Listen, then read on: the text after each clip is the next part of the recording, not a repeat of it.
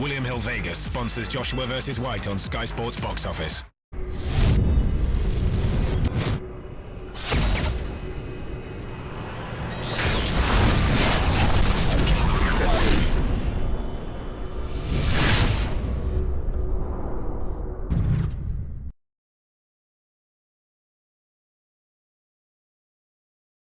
This is James Holder for IFL TV in association with Mackley's Gym Marbella. With me I've got IBF World Champion Lee Selby. What's happening, Lee? What's happening? Everything's alright, Yeah. everything's alright. How you been keeping? All good. Back in the gym training now. Good. Getting ready for the next fight. Notice you've been put in charge of Andrew Selby's ring music today, selecting it. What's he going to be coming out to? Same as usual. DMX, Where the Hood At. Okay. You always come out to a Big L with one tune in particular. How come he comes out to DMX? I don't know.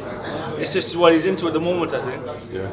But like I've had the Big Al tune, I think since I boxed Stephen Smith, and I've been winning ever since. So I've kept the same tune. Okay. Do you listen to a lot of Big L in your downtime? I listen to most of the hip hop, all the old school hip hop and rap. Yeah. IBF mandatory is coming up for who you will face as your mandatory competitor. Well, have you had any news on that? And can you give us any information as to what's going on? The IBF did order a final eliminator between Eric Hunter, he's an American, and Jonathan Victor Barros from Argentina. He's like a former WBA champion, defended the title a few times. But I seen it was up on BoxRec, and now it's fallen through the fight. So I think December the 30th, the IBF, they'll either nominate a mandatory or the final eliminator. So I'll know a bit more then. Would you look to get this mandatory out of the way, and if they are going to enforce it, you've got to get the mandatory out of the way before you start to look at the fights that you really want to have, so to speak? That's the next fight I want is the mandatory. And then hopefully a big fight in the summer. And then one of those super fights out in America. Someone like Leo Santa Cruz or Gary Russell Jr., another world champion. You mentioned that big fight in the summer. Could that potentially be in Leeds versus the Leeds Warrior, Josh Warrington? Could be, yeah. What are your thoughts on that fight? It's a good fight. Warrington's a good fighter. He's obviously unbeaten. He's won all the domestic titles that I vacated. All that's left for him to win, or to try and win, is a world title. I'm a fellow Brit. I got the IBF title, so the fight makes sense. Excuse me, have you any questions about going to Leeds, or do you feel it has to be in Wales as the champion? It don't have to be anywhere. Leeds makes sense because you got a good fan base. But I've heard him say it's fine to travel, so they could come down to Cardiff. But Leeds, they got the outdoor arena, they got the football stadium, holds 40,000, so that's a suitable venue. And the fight makes the most sense and probably the most money there. So I'm happy to fight anyway. How big would a unification fight with Leo Santa Cruz be, in your opinion? Massive, especially out in LA. He's a massive star in America. So a fight out there, unification fight. And if I could beat someone like that, obviously it'd be on like terrestrial TV, free TV out in America with Al Heyman. It'll change my profile overnight. I'll be a star in boxing, superstar in boxing. Have you spoke to Al Heyman directly yourself and spent any time with him? No, I don't think many people have. So he deals with the Santa guys then, yeah? Yeah, that's it.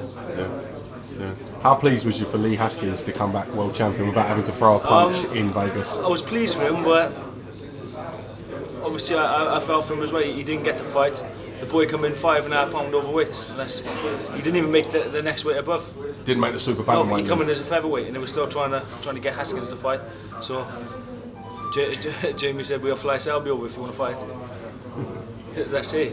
Challenge for my title, isn't it? He wants to come in a featherweight. But obviously I was over the moon for becoming world champion, but he didn't do it the way we all wanted him to. Andrew Selby, your brother's been tipped for massive things, potentially tipped to be a world champion before 10 fights. Yeah. Can you elaborate a little bit on that? Well, he's got the best amateur record to come out of the country, to come out of Wales. He boxed in the WSB against elite level amateurs and professionals. He had 10 fights there. So really, when he started professionally, he was like 10-0. He's had 2 fights as a pro, so that's 12 fights. Another 8 fights, 20 fights. That's the same as what I did. So it's possible. I think he's good enough to win a world title within 10 fights. Santa guys have shown the blueprint with you, but with him, do you think it'll be a lot faster into getting into that level? Well, he's had 3 fights. This is his 3rd fight within, I think, 5 weeks. With me, I think my first year I had 5 fights in a year. So like he is going to get fast tracked against good fighters. This next guy, he's boxed for world titles. He's boxed out in Vegas. He went 12 rounds with my last opponent, Montia. So it's a proper fight this time. Lee, I'd like to ask you a little bit about Enzo Maccarinelli fighting Roy Jones Jr. out in Russia. What are your thoughts on that fight? And are you quite close with Enzo? Have you spoke to him growing up at all? No, I'm not close with him. I've spoken to him. He's come to the gym. He sparred in my gym, so I got to speak to him there. Passed on a little bit of his advice and experience. But it's a fight that I believe. Obviously, Roy Jones is past his best. I think Maccarinelli's seen his best days, but he's still a live fighter. I believe Maccarinelli will knock out Roy Jones. That's my prediction for the fight. So I've met Roy Jones. He's similar height and size to me. I'll show you the photo after this. I look the heavier guy, and he's boxed up at light heavyweight. And that's where the next fight. And Maccarinelli's a big puncher. I can see him catching him and knocking him out. How big of a fight is that in Wales, and what's the sort of response you've seen from people? Are they getting behind it a little bit?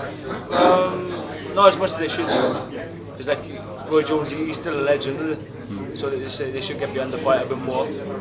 But I think it's an interesting fight. Do you think Roy Jones is right to fight on the age he's had, and he's dominated so many weight divisions and been at the highest pound for pound? I don't like to see fighters fighting past the best, because like you said, he was pound for pound probably the best at one time, but he'll be remembered for like his later fights where he's getting beat by people who shouldn't even be in the same ring as him. Got to respect Enzo Maccarinelli for taking the chance of going out to Russia though. It's a chance to fight a legend, isn't it? Either way, he's going out there and flying the flag. It's a big chance for him, and I think I think he'll knock out Roy Jones. He's been knocked out in his since he's been past his best, he's been sparkling enough. Maccarinelli's a big puncher. All right, well listen Lee, thank you for talking to IFL-TV. We look forward to December the 30th to see who your IBF manager is going to be, get some news, so to speak, and we'll catch up real soon. If I don't see you, have a good Christmas at Barry. You too. Barry as well. That's what I mean.